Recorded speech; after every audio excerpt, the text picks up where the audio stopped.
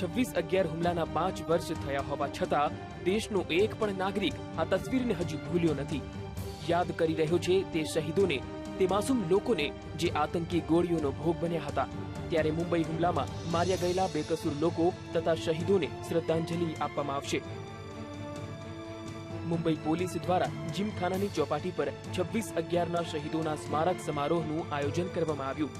મહારાષ્ટ્રના મુખ્યમંત્રી પૃથ્વીરાજસિંહ ચૌહાણ, રાજ્યપાલ કે શંકર નારાયણન, કેન્દ્રીય ગૃહમંત્રી સુશીલકુમાર શિંદે, રાજ્ય ગૃહમંત્રી આર પાટીલ હુમલામાં જીવ ગુમાવેલા લોકો તથા શહીદોને પુષ્પાંજલિ અર્પણ કરી હતી. આશરે 60 કલાક સુધી ચાલેલા ખૂની ખેલમાં 160 જેટલા લોકોએ જીવ ગુમાવ્યા હતા તથા 300 લોકો ઘાયલ થયા હતા. સ્મારકમાં હુમલામાં માર્યા ગયેલા સુરક્ષાકર્મીઓ તથા પીડિતોના પરિવારજનોના સભ્યો અને હુમલામાં સુરક્ષિત રીતે બચી ગયેલા લોકો સામેલ થયા હતા.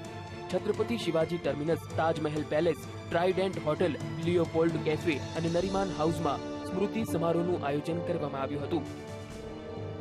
આજે પણ મુંબઈકરોને ન્યાયની ઝંખના છે, કારણ કે આતંકવાદીઓના આકાઓ પાકિસ્તાનમાં રહીને હિન્દુસ્તાન વિરુદ્ધ જેહાદનું એલાન કરી રહ્યા છે. ક્યારેય ન થમનારું શહેર મુંબઈ 26/11/2008ના દિવસે થંભી ગયું હતું. મુંબઈકરોએ સ્વપ્નમાં પણ વિચાર્યું નહીં હોય કે આતંકવાદીઓ સમુદ્ર માર્ગે આવીને માનવતાની તમામ હદો વટાવી નાખશે. હુમલો રોકાયો અને પાડોશીની કરતૂતો સામે આવી. પાકિસ્તાન કોઈ પણ હાલતમાં તેમની જમીનથી આવેલા આ નરપિશાચોની જવાબદારી લેવા પણ તૈયાર ન હતું. પાકિસ્તાન મુંબઈ હુમલાની જવાબદારી સ્વીકારવાથી ભાગી રહ્યું છે. ભલે દેશની એકતા પર હુમલો કરનારાઓને સજા મળી ગઈ હોય, પરંતુ સીમા પારથી આ નરાધમ કૃત્યને અંજામ દેનારા લોકો હજુ આઝાદ ફરી રહ્યા છે. ભલે મુંબઈ પરના આતંકી હુમલાને 5 વર્ષનો સમય વીતી ગયો હોય, પરંતુ આજે પણ મુંબઈ કેટલી સુરક્ષિત છે તે મુદ્દે ચર્ચા થઈ શકે તેમ છે. મુંબઈના રહેવાસીઓનું માનવું છે કે સુરક્ષા યોજનાઓ અને ઘોષણાઓ ફક્ત કાગળો સુધી જ સીમિત છે.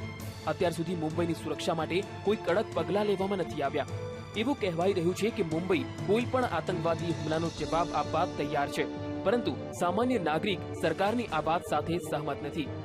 મુંબઈને હચમચાવી નાખનારી ઘટના બની હોવા છતાં સરકારે દેશની સુરક્ષા માટે કોઈ ખાસ પગલાં લીધા નથી.